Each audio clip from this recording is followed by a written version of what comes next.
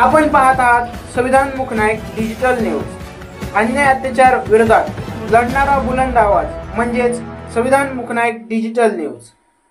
म्यानमारमधून भारतात घुसखोरी करणाऱ्या रोहिंग्या मुस्लिमांची डोकेदुखी कायम असते। अशाच 4 रोहिंग्या मुस्लिमाने घुसखोरी करत चक्क पुण्यात वास्तव केलंय।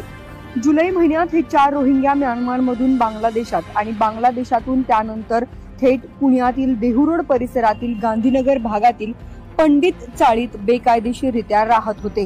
दरम्यान पिंपरी चिंचवड पोलिसांच्या दहशतवाद विरोधी पथकाला बेकायदेशीरपणे या रोहिंग्यांविषयी माहिती मिळाली आणि त्यानंतर त्यांनी या चौघांवर कारवाई केली।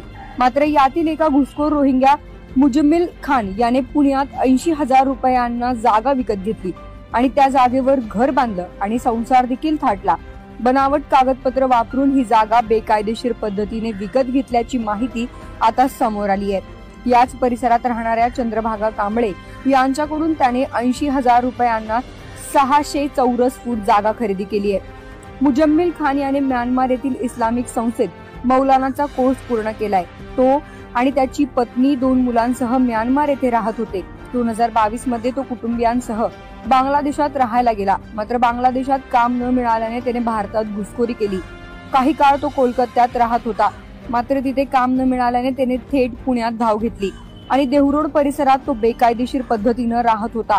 या परिसरात तो कपडे विकण्याचा व्यवसाय करत होता। भिवंडीतून कपडे आणून पुण्यातील देहू रोड परिसरात विकायचा।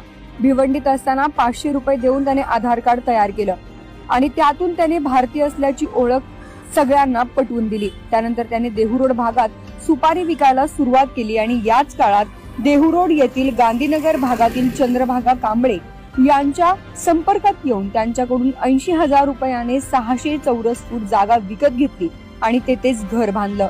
खान आता जामिनावर बाहेर आहे। मात्र यातून आजूबाजूच्या देशातील लोक बेकायदेशीरपणे आणि बनावट कागदपत्र तयार करून भारतात कसे घुसखोरी करत आहेत हा प्रश्न पुन्हा एकदा समोर आलाय।